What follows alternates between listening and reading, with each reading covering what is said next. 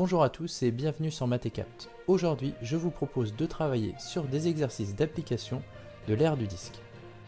Pour commencer, redonnons les formules de l'aire du disque que nous avions vues lors d'une vidéo précédente.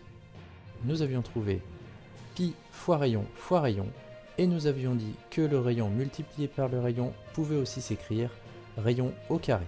Et donc la dernière formule, c'est pi multiplié par rayon au carré. Aujourd'hui, je vais vous proposer 3 exercices. Ces exercices sont rangés par ordre de difficulté. Le premier exercice consiste à calculer l'aire d'une pelouse.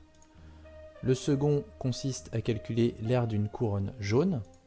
Et enfin, le troisième consiste à calculer l'aire d'une figure complexe. Allez, commençons avec notre premier exercice, l'aire d'une pelouse. C'est parti. Voici l'énoncé de l'exercice. Une pelouse rectangulaire entoure un bassin circulaire. Calculez une valeur approchée au mètre carré près de l'aire de la pelouse. N'hésitez pas à chercher l'exercice et mettre en pause. Alors, voyez-vous la démarche à utiliser pour calculer l'aire de la pelouse? La surface de ma pelouse ici correspond à la surface de mon jardin rectangulaire auquel je dois retirer la surface de mon bassin circulaire. Donc l'aire de la pelouse est égale à l'aire du rectangle moins l'aire du disque. Commençons par calculer l'aire du rectangle. Ici c'est facile, vous connaissez tous la formule, c'est longueur fois largeur, donc 18 mètres multiplié par 12 mètres. On trouve alors 216 mètres carrés. Passons à présent à l'aire du disque. Alors, est-ce que vous vous rappelez de la formule?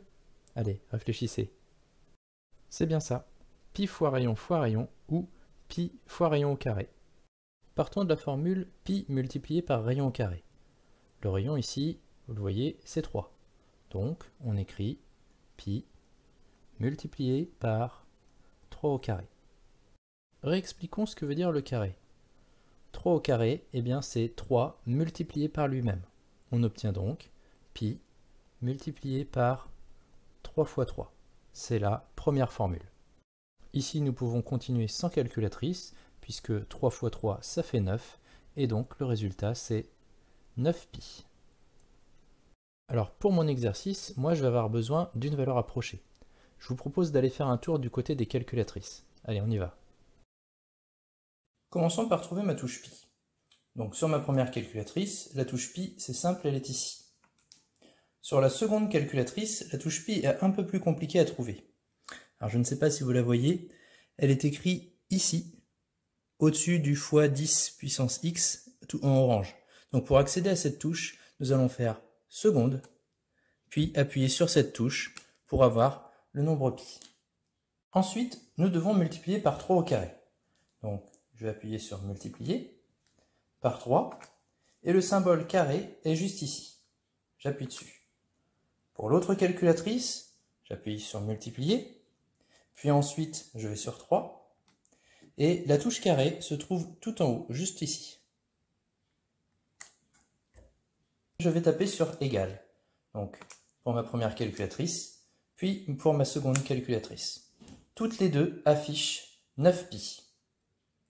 C'est ce qu'on appelle la valeur exacte. Si je veux avoir la valeur approchée, je dois appuyer sur une autre touche. Regardez ici, sur cette calculatrice, ce sera cette touche-là. J'appuie dessus. Et pour l'autre calculatrice, ce n'est pas la même touche, c'est la touche SD qui est juste ici. J'appuie dessus, les deux calculatrices me donnent le même résultat. Nous voici de retour sur notre exercice. Je vous ai écrit la valeur approchée de 9pi donnée par la calculatrice, et sur le côté gauche, je vous ai proposé un petit mémo des touches de la calculatrice. Alors, dans mon exercice, on me demande une valeur approchée au mètre carré près. Voyez-vous comment on va arrondir notre 9pi ? Je regarde jusqu'à un chiffre après la virgule et je trouve 28,2. Et bien 28,2 c'est plus proche de 28 que de 29, donc on arrondit à 28. L'aire de mon disque est d'environ 28 mètres carrés. On a l'aire du rectangle et on a l'aire du disque. Eh bien, quel calcul me reste-t-il à faire pour obtenir l'aire de ma pelouse? Eh bien, nous allons faire ce que nous avions prévu au départ, c'est-à-dire l'aire du rectangle de 216 mètres carrés, moins l'aire du disque, donc qui est de 28 mètres carrés. On trouve 188 mètres carrés. Finalement, l'aire de la pelouse est d'environ 188 mètres carrés. Passons à un exercice un peu plus compliqué.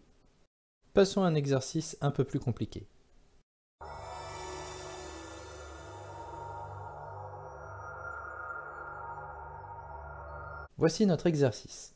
L'aire d'une couronne jaune. Calculez une valeur approchée au centimètre carré près de l'aire A de la couronne colorée en jaune. Si vous voulez chercher l'exercice, n'hésitez pas à mettre en pause. Allez, on y va. Tout d'abord, laissons-nous en bas à gauche les touches de la calculatrice utile ainsi que la formule de l'aire du disque. À présent, commençons à raisonner. Quelle démarche me proposez-vous pour calculer l'aire de la couronne jaune qui se trouve ici? Peut-être que certains d'entre vous seraient tentés d'écrire pi fois 14 fois 14. Mais attention, ici la partie jaune n'est pas un disque et 14 n'est pas un rayon. On ne peut donc pas appliquer la formule comme cela. Voici la bonne démarche. Nous allons prendre l'aire de tout le grand disque et nous allons lui retirer l'aire du petit disque marron qui est à l'intérieur. Commençons donc par l'aire du grand disque. Alors, voyez-vous le calcul à faire pour trouver l'aire de tout le grand disque? N'hésitez pas à mettre en pause et chercher un peu. Utilisons notre formule pi fois rayon au carré. Ici, notre rayon c'est 18 cm. Donc, nous allons écrire pi multiplié par 18 au carré. On se rappelle de la touche de la calculatrice qui permet d'élever au carré. Puis la calculatrice nous donne la valeur exacte qui est de 324 pi. Ensuite, j'utilise la touche de la calculatrice qui me permet d'obtenir ma valeur approchée et elle m'affiche 1017,87602.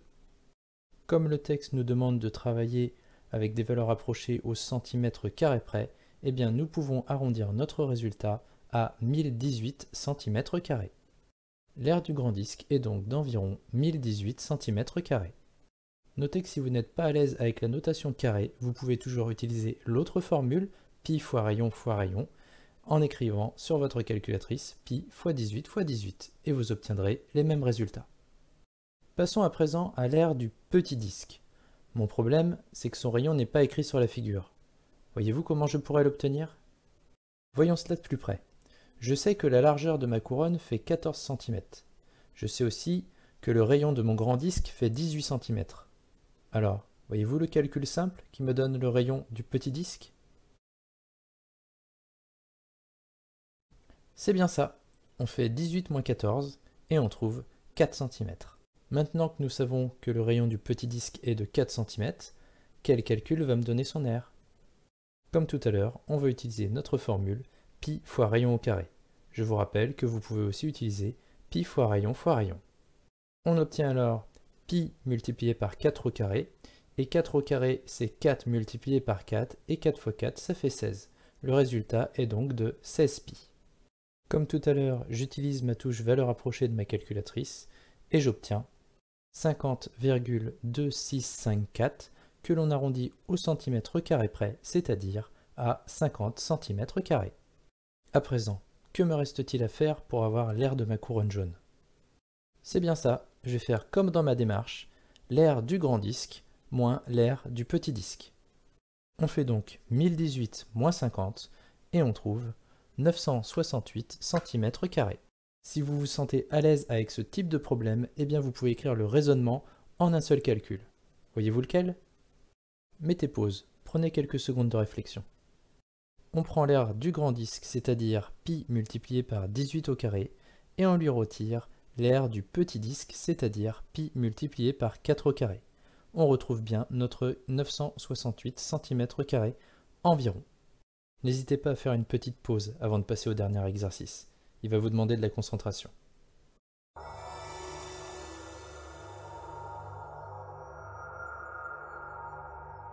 Voici mon exercice. La figure ci-dessous est formée de plusieurs demi-cercles, et on me demande de calculer une valeur approchée au centième près de son aire en centimètres carrés. Qu'est-ce que cela veut dire? Tout d'abord, je devrais donner mon résultat en centimètres carrés. Et d'autre part, comme on me demande une valeur approchée au centième près, je devrais donner mon résultat avec deux chiffres après la virgule. Si vous voulez chercher l'exercice, je vous rappelle que vous pouvez mettre en pause. Pour cet exercice, nous insisterons plus sur le raisonnement que sur la rédaction. Allez, on y va. Tout d'abord, je constate que sur ma figure, il y a deux surfaces identiques. Voyez-vous lesquelles? C'est bien ça. La partie de gauche ici et la partie de droite ici sont identiques. Allez, on va les appeler A. Ensuite, il me reste un demi-disque ici qu'on appellera la partie B. Commençons par calculer l'aire de la partie A. Mettez sur pause et essayez de trouver le raisonnement. Ici, c'est déjà plus difficile. Regardons cela de plus près. Regardons la partie que j'ai hachurée en bleu. Il s'agit d'un demi-disque, et quel est son diamètre? C'est bien ça. Je vais regarder en bas. D'ici jusque là, son diamètre est donc de 6 cm. Du coup, quel est son rayon? Bien sûr, on fait 6 divisé par 2 et on obtient le rayon qui fait 3 cm. À présent, regardons la partie blanche qui se trouve sous mes hachures ici. C'est un demi-disque, son diamètre c'est clairement 5 cm. Et alors, quel est son rayon? C'est bien ça, on prend la moitié de 5 cm et on trouve 2,5 cm de rayon. Maintenant que nous avons analysé la figure, voyez-vous la démarche que nous allons utiliser? Nous allons commencer par calculer l'aire du grand demi-disque qui est hachuré en bleu ici, puis nous allons lui retirer l'aire du petit demi-disque blanc qui est dessous. Ainsi, j'obtiendrai uniquement la partie qui est coloriée en bleu à l'intérieur. Voilà, j'ai écrit ma démarche. À présent, voyez-vous le calcul à écrire? Mettez sur pause et prenez le temps de trouver le calcul par vous-même, c'est important. Allez, on y va. On commence par l'aire du grand demi-disque. Donc j'utilise ma formule, c'est pi, multiplié par rayon au carré. Le rayon de mon grand demi-disque ici, c'est 3, donc 3 au carré. Et comme c'est un demi-disque, je n'oublie pas de diviser par 2. Ensuite, je dois soustraire l'aire du petit demi-disque blanc. Donc j'écris moins 1, pi, toujours pareil, multiplié par le rayon au carré. Le rayon ici, eh bien c'est 2,5. Donc je mets 2,5 au carré. Je n'oublie pas que c'est un demi-disque, et donc il faut aussi que je le divise par 2. À présent, je prends ma calculatrice, je tape mon calcul, et je trouve environ 4,3196. Quelques petites remarques ici. La première, c'est que je ne serai pas obligé d'appuyer sur les touches valeur approchée qui se trouvent ici en bas. Pourquoi? Puisque si je mets un nombre décimal dans mon calcul, la calculatrice va me donner automatiquement une valeur approchée. Deuxième remarque, le texte me demande une valeur approchée au centième près. Comme je vais être sûr à la fin d'obtenir un résultat assez précis, eh bien pour les résultats intermédiaires, je vais laisser 3 chiffres après la virgule. Je vais donc arrondir au 9 qui est ici. Comme le chiffre qui suit est un 6, je dois donc arrondir à la valeur supérieure et donc à 4,320. Voilà qui est fait. À présent, passons au calcul de l'aire de la partie B. Regardons cela de plus près. Tout d'abord, je constate que cette partie B est un demi-disque. Mais alors, sauriez-vous trouver son rayon? Allez, cherchez un peu, ce n'est pas très dur. Observons la figure. Je constate en bas que j'ai 6 cm de long. En haut ici, je constate que j'ai 5 cm de long. Alors, voyez-vous ce qui manque ici pour le rayon de mon demi-disque? C'est bien ça, on fait 6 cm moins 5 cm et on trouve 1 cm pour ce rayon. À présent que je sais que ma partie B est un demi-disque de rayon 1 cm, voyez-vous le calcul à effectuer? On reprend la formule de l'aire du disque, donc pi, multiplié par rayon au carré, ici le rayon c'est 1, donc 1 au carré, et comme c'est un demi-disque, je n'oublie pas de diviser par 2. La calculatrice me donne 1,5707 que je peux arrondir à 1,571. Passons à présent au calcul de l'aire totale. Ici, vous devez mettre en pause et essayer de trouver mon dernier calcul. Allez. Sur ma figure, je constate que j'ai une partie A ici et une partie A là. Du coup, j'ai deux parties A et une fois la partie B. Conclusion, je vais devoir faire 2 fois l'aire de la partie A plus une fois l'aire de la partie B.